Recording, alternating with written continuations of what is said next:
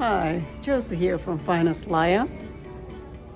I am here at the Walmart optical store, and my glasses broke into two, and so I needed a frame.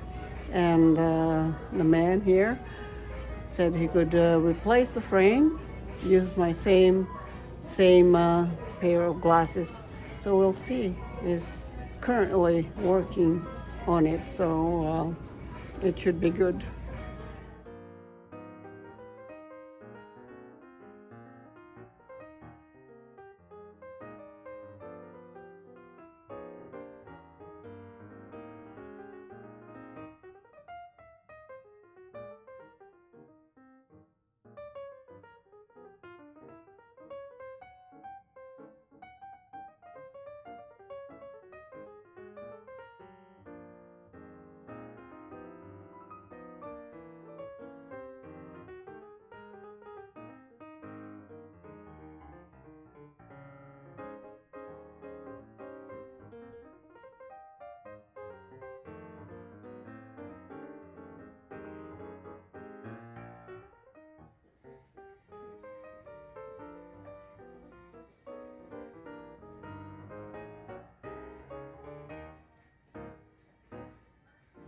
So I got my new glasses.